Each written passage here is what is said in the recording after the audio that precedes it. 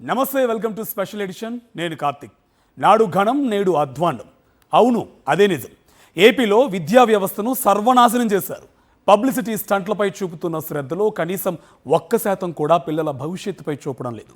విద్యా వ్యవస్థలో గత ప్రభుత్వం తెచ్చిన విప్లవాత్మక సంస్కరణలకు సమాధి కట్టేస్తున్నారు. రేపటి పౌరుల జీవితాలతో ఆడుకుంటున్నారు. మరోవైపు పబ్లిసిటీ విషయంలో మాత్రం అస్సలు తగ్గటం లేదు తండ్రి కొడుకులు. ప్రీ రిలీజ్ ఈవెంట్లు, ఆడియో ఫంక్షన్లు, సినిమా షూటింగ్లను తలపెంచేలా తలదన్నేలా సెట్లు వేసి పబ్లిసిటీ చేసుకుంటున్నారు. పార్వతీపురం, మన్యం జిల్లాలో జరిపిన మెగా పేరెంట్ టీచర్ మీటింగ్లో ఇదే కనిపించింది. అచ్చం సినిమా షూటింగ్ను తలపించింది. సాధారణంగా సినిమా షూటింగ్లోనో, ప్రీ రిలీజ్ ఈవెంట్లలోనో, ఆడియో ఫంక్షన్లోనో సెట్లు వేయడం చూస్తూ ఉంటాం. కానీ పిల్లలు చదువుకునే పాఠశాలలోనే ఏకంగా సెట్టింగ్లు వేయడం మీరు ఎప్పుడైనా చూసారా? ఇది కేవలం కూటమి ప్రభుత్వంలో చంద్రబాబు నాయకత్వంలో మాత్రమే చూడగలం. బాబుగారు కారులో అలా వస్తారు. అప్పటికే అక్కడ రెడీగా ఉన్న మంత్రి లోకేష్ గారు సీఎంకు 2 చేతులు జోడించి నమస్కారం పెట్టి సెట్ లోపలికి ఆహ్వానిస్తారు. అప్పటికే ఎంపిక చేసిన పిల్లలు వారి తల్లిదండ్రులను అక్కడ సిద్ధంగా ఉంచుతారు. ఏం మాట్లాడాలి, ఎలా మాట్లాడాలి, ఎంతవరకు మాట్లాడాలి అన్నది ముందే ట్రైనింగ్ ఇస్తారు. కేవలం ఎల్లో మీడియాకు మాత్రమే లోపలికి అనుమతిస్తారు. ముందుగా రాసుకున్న స్క్రిప్ట్ ప్రకారం ఓ గంట పాటు ఆ స్కిట్ను అద్భుతంగా నడిపిస్తారు. పిల్లలతో కొన్ని ప్రదర్శనలు ఇప్పిస్తారు. ఆ తర్వాత పిల్లలతో మధ్యాహ్నం భోజనం చేస్తున్నట్టుగా తండ్రి కొడుకులు నటిస్తారు. సీఎం తిన్న ప్లేటు స్వయంగా మంత్రి లోకేష్ గారే తీస్తారు.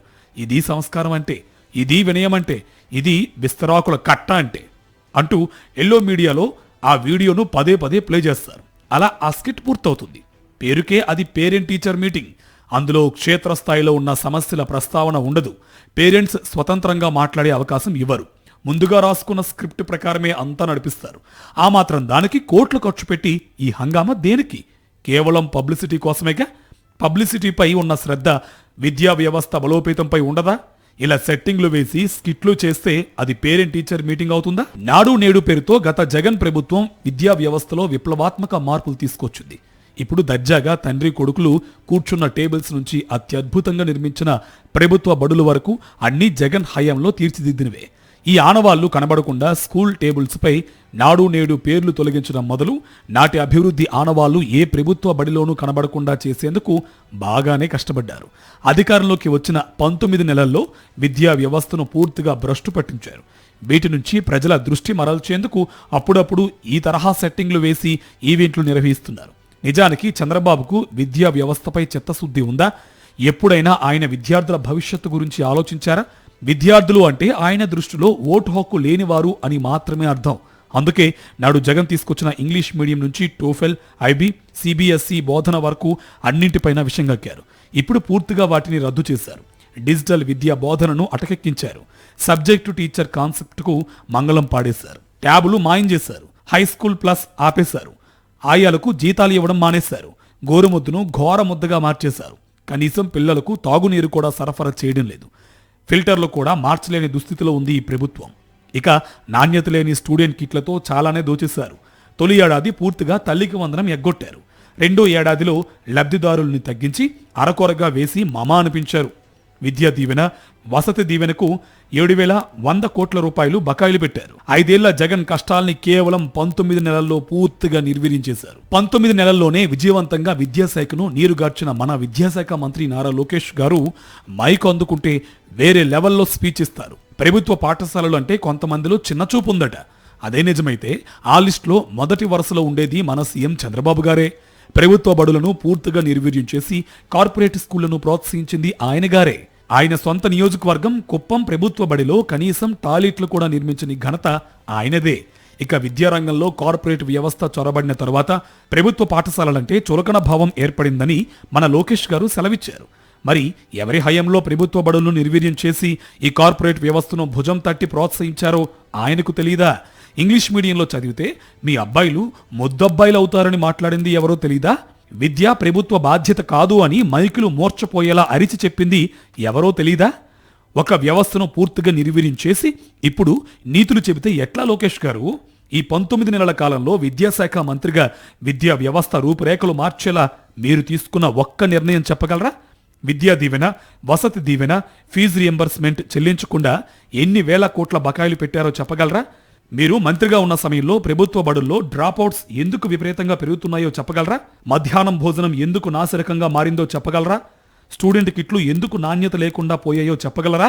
హాస్టళ్లు, రెసిడెన్షియల్ స్కూళ్లలో చిన్నారుల చావు కేకలకు బాధ్యత ఎవరు తీసుకుంటారో చెప్పగలరా?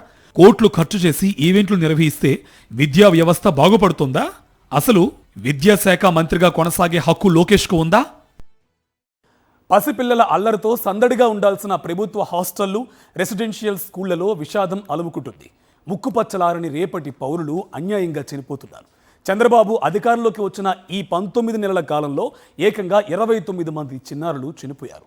హాస్టళ్లు, స్కూళ్లలో కలుషిత నీరు, కలుషిత ఆహారం కారణంగా చిన్నారులు ఆసుపత్రుల పాలవుతున్నారు. మరి దీనికి బాధ్యులెవరు? ఇంత జరిగిన తర్వాత కూడా ఇంకా విద్యాశాఖ మంత్రిగా కొనసాగే హక్కు లోకేష్కు ఎక్కడుంది? మరోవైపు విద్యా దీవెన, వసతి దీవెన బకాయిలు కొండల్లా పేరుకుపోతున్నాయి. పిల్లల డ్రాప్అవుట్స్ అంతకంతకు పెరుగుతున్నాయి. ఓవైపు విద్యా వ్యవస్థను నిర్వీర్యం చేస్తూ మరోవైపు పిల్లల జీవితాలను చిన్నాభిన్నం చేస్తున్నారు ఈ తండ్రి కొడుకులు. ప్రభుత్వ బడులు, హాస్టళ్లలో పిల్లల పరిస్థితి దయనీయంగా మారుతోంది. విద్యా వ్యవస్థనే కాదు, ఆ చిన్నారుల జీవితాలను సైతం చిన్నాభిన్నం చేసేస్తున్నారు. గోరుముద్ద అన్నది ఇప్పుడు ఘోర ముద్దగా మారిపోయింది. స్కూళ్లకు పోయేటప్పుడు చిన్నపిల్లలు క్యారీలు పట్టుకుని వెళ్లాల్సిన దుస్థితి ఏర్పడింది. ఎందుకని ప్రశ్నిస్తే స్కూల్లో పెట్టిన భోజనం తింటే అంతే సంగతులు అన్న సమాధానం వినిపిస్తోంది. ప్రభుత్వ హాస్టల్స్లో కలుషిత తాగునీరు, కలుషిత ఆహారంతో అనారోగ్యం బారిన పడి 19 నెలల చంద్రబాబు పాలనా కాలంలో ఏకంగా 29 మంది పిల్లలు చనిపోయారు. అవును, మీరు విన్నది అక్షరాలా నిజం. ఏకంగా 29 మంది చిన్నారులు అన్యాయంగా మరణించారు. కురుపాంలోని గిరిజన గురుకుల ఆశ్రమ పాఠశాలలో విద్యార్థుల మృతికి కలుషిత తాగునీరు, పారిశుద్ధ్య లోపమే కారణమని అధికారులు నిర్ధారించారు కూడా. ఆ మధ్య ఫుడ్ పాయిజన్, వాటర్ కంటామినేషన్తో కేజీహెచ్లో చికిత్స పొందుతున్న విద్యార్థులు, వారి తల్లిదండ్రులను జగన్ పరామర్శించారు కూడా.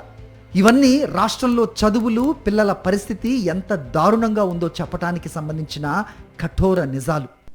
చంద్రబాబు నాయుడు దగ్గరుండి చిన్నపిల్లల జీవితాలను చిన్నాభిన్నం చేస్తూ ఉన్నాడు. ప్రభుత్వ స్కూళ్ళు ఈరోజు ఏ రకంగా ఉన్నాయని చూస్తే, ఈరోజు మీరు గమనించండి, ప్రభుత్వ స్కూల్లో పోయేటప్పుడు ప్రతి ఒక్కరూ ఈ మధ్యకాలంలో చిన్నపిల్లలందరూ క్యారియర్లు పెట్టుకుని పోతున్నారు. ఎందుకు అని ఒక మాట అడగండి. తిండి అస్సలు బాగలేదన్నా, తినలేకపోతా ఉన్నామన్న మాట వస్తూ ఉందా? గోరుముద్ద అన్నది గాలికి ఎగిరిపోయింది. ఈరోజు పిల్లల పరిస్థితి ఎట్లుందని అంటే, ప్రభుత్వ హాస్టళ్లలో అందరూ నిజంగా మీరు అందరూ కూడా దీని మీద ధ్యాస పెట్టండి. ప్రభుత్వ హాస్టళ్లలో కలుషిత తాగునీరు, కలుషిత ఆహారం, అనారోగ్యం వల్ల ఈ 18-19 మంత్స్ చంద్రబాబు రెజీమ్లో ఏకంగా 29 మంది పిల్లలు చనిపోయినారు. 29 మంది పిల్లలు చనిపోయినారు. చాలా వరకు గిరిజన సంక్షేమ పాఠశాలలు, హాస్టల్స్ దగ్గర పారిశుద్ధ్యాన్ని గాలి కుదిలేశారు. కనీసం సురక్షిత తాగునీరు కూడా అందించలేకపోతున్నారు. ఇక ఫుడ్ విషయానికి వస్తే అది తినడం కంటే ఆకలితో ఉండటమే మేలు అన్నట్టుగా మారింది పిల్లల పరిస్థితి. మధ్యాహ్నం భోజనంలో భాగంగా పిల్లలకు పెడుతున్న ఆహారంలో పురుగులు వస్తున్నాయి. ఆఖరికి IIIT క్యాంపస్లో కూడా ఇదే దుస్థితి. అంతెందుకు, ఆ మధ్య హోంమంత్రి అనిత తన సొంత నియోజకవర్గంలోని ఓ హాస్టల్కు తనిఖీ అంటూ వచ్చారు. సాధారణంగా మంత్రి వస్తున్నారంటే హాస్టల్ శుభ్రంగా ఉంచి ఆ ఒక్కరోజైనా పిల్లలకు మంచి భోజనం పెడతారు. కానీ పాయకరావుపేటలోని బీసీ బాలికల హాస్టల్ నిర్వాహకులు మంత్రి గారికి సైతం అదే పురుగులతో చేసిన పులుసు వడ్డించారు. ఈ సమయంలో మంత్రి అనిత అధికారులపై ఫైర్ అవ్వటం, ఆ తర్వాత మంత్రి లోకేష్కు చెడ్డ పేరు వస్తుందేమో అన్న భయంతో మళ్ళీ దాన్ని కవర్ చేసుకునేందుకు ప్రయత్నించడం మనం చూసాం. హోంమంత్రి పరిస్థితే ఇలా ఉంటే ఇక నిత్యం హాస్టల్స్లో పిల్లల పరిస్థితి ఏంటి? 29 మంది చనిపోవడానికి కారణం కూడా ఇలాంటి కలుషిత ఆహారం, నీరే కాదా? మన గ్రేట్ ఎడ్యుకేషన్ మినిస్టర్ గారు పిల్లల భవిష్యత్తుకే కాదు, వారి ప్రాణాలకు కూడా గ్యారంటీ లేకుండా చేసేశారు. జగన్ హయాంలో 16 రకాల పోషక పదార్థాలతో గోరుముద్ద పథకం స్థానంలో ఇప్పుడు క్రిమి భోజనం స్వయంగా మంత్రుల అనుభవంలోకి వచ్చింది. గతమెంతో ఘనం, నేడు దయనీయం అన్నట్టుగా మారింది విద్యా వ్యవస్థ పరిస్థితి. ఇప్పుడు పిల్లల చదువుల కోసం తల్లిదండ్రులు అప్పుల పాలవుతున్నారు. ఒక విద్యా దీవెన, వసతి దీవెనకు ఏకంగా 7,100 కోట్లు బకాయిలు పెట్టారు. ఫీజు రియంబర్స్మెంట్ పథకం పూర్తిగా అటకెక్కించారు. దీంతో పిల్లల చదువులు అర్ధాంతరంగా ఆపేస్తున్నారు. చదువుల కోసం తల్లిదండ్రులు అప్పుల పాలవుతున్నారు. 2024 జనవరి, ఫిబ్రవరి, మార్చికి సంబంధించిన క్వార్టర్ డబ్బుల విడుదల ఎన్నికల కోడ్తో ఆగిపోయింది. అప్పటి నుంచి ఇప్పటి వరకు ఏకంగా 8 క్వార్టర్ల డబ్బు ఆపేశారు. విద్యా దీవెన బకాయిలు 4,900 కోట్లు, వసతి దీవెన బకాయిలు 2,200 కోట్లు, మొత్తంగా 7,100 కోట్లు ప్రభుత్వం బకాయి పెట్టారు. ఇలా చేస్తే పిల్లల చదువులు ముందుకు సాగేదెట్లా? పిల్లల్ని ఎలాగైనా చదివించాలి అనుకునేవారు అప్పులు చేస్తున్నారు. ఇక వేరే దిక్కులేని వారు పిల్లలను చదువులు మాన్పించేస్తున్నారు. అందుకే డ్రాప్ అవుట్స్ విపరీతంగా పెరుగుతున్నాయి. పిల్లలకు ఇవ్వగలిగిన ఏకైక ఆస్తి ఏదైనా ఉంది అంటే అది చదువు మాత్రమే. వాళ్ళ కాళ్ళ మీద వాళ్ళు నిలబడగలిగి వాళ్ళ జీవితాలను మార్చుకోగలిగిన ఆస్తి చదువు. అలాంటి చదువుతో పాటు చిన్నారుల జీవితాలను చిన్నాభిన్నం చేస్తున్నారు తండ్రి కొడుకులు. విద్యార్థుల పరిస్థితులు నిజంగా అగమ్యగోచరంగా ఉంది. ఫీజు రీఇంబర్స్మెంట్ పథకం పూర్తిగా అటకెక్కిచ్చేసినారు. విద్యార్థులు ఈరోజు నిజంగా తలడిల్లుతూ ఉన్నారు. జీఈఆర్ రేషియోస్ డ్రాప్ అయినాయి. లాస్ట్ ప్రెస్ మీట్లో చూపించినా కూడా జీఈఆర్ రేషియోస్ డ్రాప్ అవుట్స్ పెరుగుతూ ఉన్నాయి.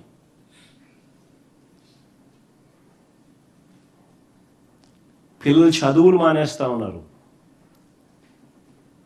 చదువుల కోసం తల్లిదండ్రులు అప్పుల పాలవుతా ఉన్నారు. ఇలా చెప్పుకుంటూ పోతే ఈ 19 నెలల్లో విద్యా వ్యవస్థను నిర్వీర్యం చేసిన తీరు అత్యంత దారుణంగా ఉంది. ఉద్దేశపూర్వకంగా ప్రభుత్వ విద్యను నీరుగారుస్తున్నారు. అటు సంక్షేమ హాస్టల్స్లో చావుకేకలు, ఇటు ఫీజు బకాయిలతో రేపటి పౌరుల భవిష్యత్తును ప్రశ్నార్థకంగా మారుస్తున్నారు. విద్యా వ్యవస్థను నిర్వీర్యం చేయడానికి అవసరమైన అన్ని మార్గాలను అన్వేషిస్తోంది చంద్రబాబు ప్రభుత్వం. అర్జెంటుగా ప్రభుత్వ బడులు నాశనం చేసి మళ్లీ కార్పొరేట్ చేతిలో తాళాలు పెట్టాలి. అవి ప్రభుత్వ మెడికల్ కాలేజీలైనా, పేద పిల్లలు చదువుకునే ప్రభుత్వ బడులైనా. దీనికోసమే ఫీజులకు బూజు పట్టించి బకాయిల బండ మోపుతుంది.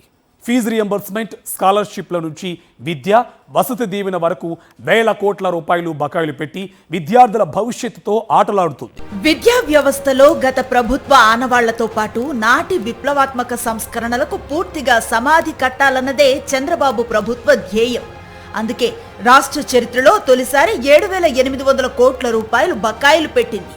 ఉన్నత విద్యను అధపాతాళానికి తొక్కేసింది. అప్పులు చేసి ఫీజులు కట్టలేక విద్యార్థుల తల్లిదండ్రులు అల్లాడిపోతున్నారు. పాఠాలు బోధించడం మానేసి కాలేజీ యాజమాన్యాలు ఫీజుల కోసం పిల్లల్ని, వారి తల్లిదండ్రులను వేధించడం మొదలుపెట్టాయి. ఎన్నడూ లేని విధంగా తొలిసారి ప్రైవేటు యాజమాన్యాలు తాము కాలేజీలు నడపలేమంటూ రోడ్డెక్కిన పరిస్థితి కనిపిస్తోంది. చంద్రబాబు ప్రభుత్వం ఏడాదిన్నరకు పైగా ఫీజు రియంబర్స్మెంట్ ను అటకెక్కించి లక్షలాది మంది విద్యార్థుల భవిష్యత్తుతో చెలగాటం ఆడుతోంది. కాలేజీల ఖాతాల్లోనే ఫీజు రియంబర్స్మెంట్ చెల్లిస్తామని ఎన్నికల సమయంలో నమ్మబలికి ఇప్పుడు చేతులెత్తేసింది. 8 క్వార్టర్ల ఫీజుల డబ్బులు 5,600 కోట్లు, హాస్టల్ మెయింటెనెన్స్ కింద విద్యార్థులకు ఇవ్వాల్సిన మరో 2,200 కోట్లతో కలిపి ఏకంగా 7,800 కోట్ల మేర బకాయిలు పెట్టారు. నిజానికి ఒక్కో విద్యా సంవత్సరానికి ఫీజు రియంబర్స్మెంట్ కోసం 2,800 కోట్లు, హాస్టల్ మెయింటెనెన్స్ ఖర్చుల కోసం 1,100 కోట్లు కలిపి మొత్తం 3,900 కోట్లు అవసరం అవుతాయి. చంద్రబాబు ప్రభుత్వం 2025-26 విద్యా సంవత్సరానికి గాను బడ్జెట్ లో కేవలం 2,600 కోట్లు మాత్రమే కేటాయించింది. అదే జగన్ 5 ఏళ్ల పాలనలో జగనన్న విద్యా దీవెన కింద ఫీజుల కోసం 12,609 కోట్లు క్రమం తప్పకుండా ప్రతి త్రైమాసికానికి చెల్లించడంతో పాటు గతంలో టీడీపీ సర్కార్ బకాయి పెట్టిన 1,778 కోట్లు సైతం చెల్లించింది. కాలేజీలు సక్రమంగా నడిచేలా, విద్యార్థులు నిశ్చింతగా చదువుకునేలా చేసింది. జగనన్న వసతి దీవెన కింద 4,275 కోట్లు విద్యార్థుల తల్లిదండ్రుల ఖాతాల్లో జమ చేసింది. ఇలా 5 ఏళ్లలో వైఎస్ జగన్ ప్రభుత్వం ఒక్క విద్యా దీవెన, వసతి దీవెన కోసం ఏకంగా 18,663 కోట్లు ఖర్చు చేసింది. అదే ఇప్పుడు చంద్రబాబు ప్రభుత్వం కేవలం 19 నెలల కాలంలోనే ఏకంగా 7,800 కోట్లు బకాయిలు పెట్టింది. చంద్రబాబు ప్రభుత్వంపై నమ్మకం కోల్పోవడంతో విద్యార్థులు ఫీజులు చెల్లిస్తే కానీ యాజమాన్యాలు సర్టిఫికెట్లు ఇవ్వబోమనే దుస్థితికి ఉన్నత విద్య దిగజారిపోయింది.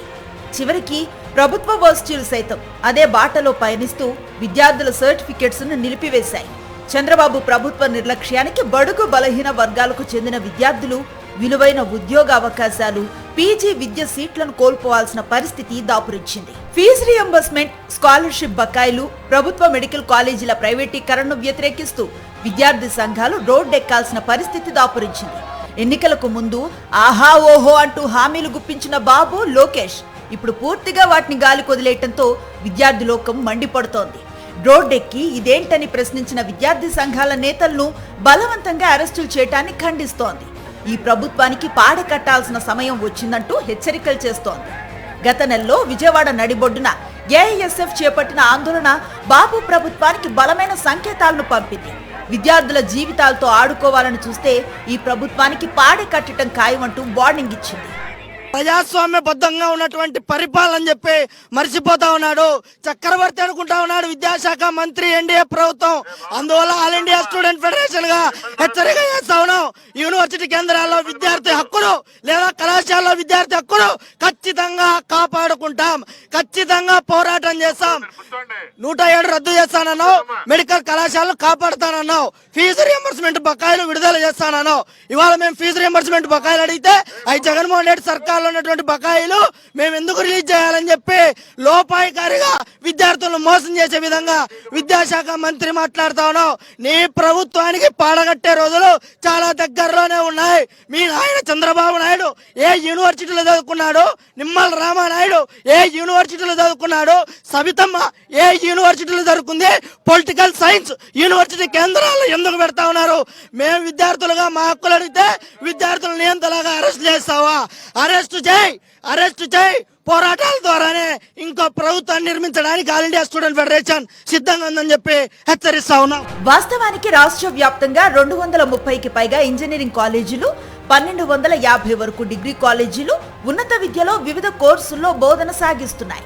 ఇందులో 70% సీట్లు కన్వీనర్ కోటాలో ప్రభుత్వం ఇచ్చే ఫీజు రియంబర్స్మెంట్ పైనే ఆధారపడి బోధిస్తున్నాయి. చంద్రబాబు సర్కార్ సుమారు 7,800 కోట్ల చెల్లింపులు నిలిపివేయటంతో నిర్వహణ భారాన్ని భరించలేక అటు కాలేజీలు ఇటు విద్యార్థులు తీవ్ర ఇబ్బందులను ఎదుర్కొంటున్నారు. దీంతో ఫీజుల కోసం విద్యార్థులపై యాజమాన్యాలు ఒత్తిడి తెస్తున్నాయి.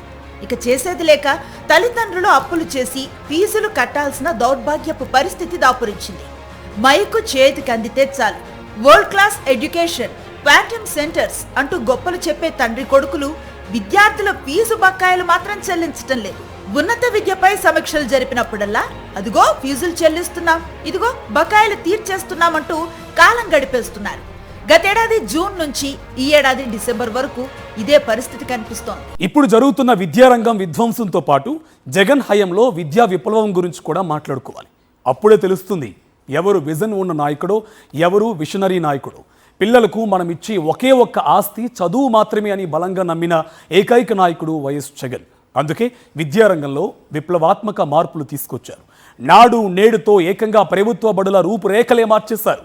ఇంగ్లీష్ మీడియం నుంచి సిబిఎస్ఈ, టోఫెల్, ఐబీ, ట్యాబ్లు, డిజిటల్ పాఠాలు, ఇలా విద్యా సంస్కరణల్లో సరికొత్త విప్లవం తీసుకొచ్చారు. అలాంటి విద్యారంగంపై ఇప్పుడు మళ్ళీ నారా నీడలు కమ్ముకుంటున్నాయి. అమ్మా, మీ అబ్బాయి అమ్మాయి ఏ స్కూల్లో చదువుతున్నారు అని అడిగితే గవర్నమెంట్లో చదువుకున్నారని ప్రతి తల్లి తండ్రి గర్వంగా చెప్పుకునే పరిస్థితి తీసుకొచ్చిన ఘనత ఒక్క జగన్కు మాత్రమే దక్కుతుంది. స్కూల్ అయిపోగానే తట్టాబుట్టా చేత పట్టే పేద పిల్లల చేతికి ట్యాబ్లు ఇచ్చారు.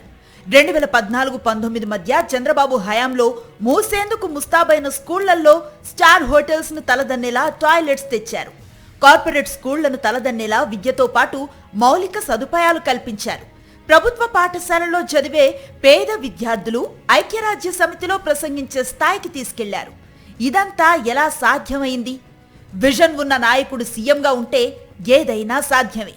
ఒక్కటి మాత్రం నిజం, where there is a will there is a way. మనసుంటే మార్గం ఉంటుంది. విద్యార్థుల మీద పెట్టే ప్రతి రూపాయి కూడా వారి భవిష్యత్తును, రానున్న తరాలను, ఈ రాష్ట్ర చరిత్రను మార్చేస్తుందని నమ్మిన ఏకైక లీడర్ జగన్. నాడు నేడు పథకంతో ప్రభుత్వ బడుల రూపురేఖలు మార్చేశారు. అమ్మఒడి పథకంతో పిల్లలందరినీ బడిబాట పట్టించారు. బైజూస్ కంటెంట్తో విద్యార్థులకు ఉచితంగా ట్యాబ్లు అందించారు. స్మార్ట్ టీవీలు, ఇంటరాక్టివ్ ఫ్లాట్ ప్యానెళ్లతో డిజిటల్ క్లాస్ రూమ్లు తీసుకొచ్చారు. గోరుముద్ద పథకం కింద 16 రకాల ఆహార పదార్థాలతో చిన్నపిల్లలకు పౌష్టికాహారం అందించారు.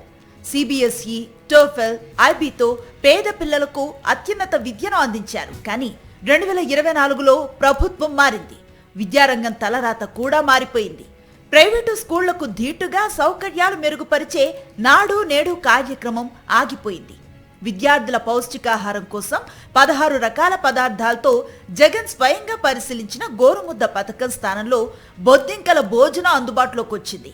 విద్యా ప్రమాణాలు మెరుగుపరచడం కోసం ప్రాథమిక స్థాయిలోనే జగన్ ప్రభుత్వం తీసుకొచ్చిన సబ్జెక్ట్ టీచర్ బోధన ఎగిరిపోయింది.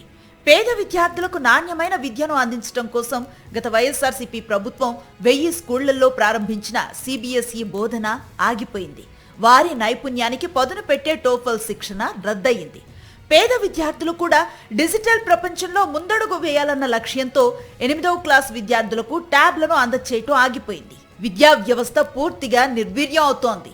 విద్య ప్రభుత్వ బాధ్యత కాదు అన్న ఆలోచనలు ఉన్న వ్యక్తి సీఎం స్థానంలో ఉంటే, ఆయన కుమారుడే విద్యాశాఖ మంత్రిగా ఉంటే విద్యారంగం ఇలా ఉండక ఇంకెలా ఉంటుంది? మరో 3 ఏళ్లు కూడా విద్యారంగం పరిస్థితి ఇంతేనా అంటే అంతే. అమ్మఒడి, లోకేష్ ఆలోచన లాంటి అబద్ధాలతో, మెగా పేరెంట్ టీచర్ మీటింగ్ పేరుతో జరిపే ఈవెంట్లతో ఇంకో 3 ఏళ్లు పబ్బం గడిపేస్తారు. విద్యారంగంలో జగన్ తెచ్చిన విప్లవాత్మక సంస్కరణలను పూర్తిగా సమాధి చేస్తారు. అంతకు మించి ఇంకేం ఉండదు. ఇది ఇవాల్టి స్పెషల్ ఎడిషన్. కీప్ వాచింగ్ సాక్షి టీవీ.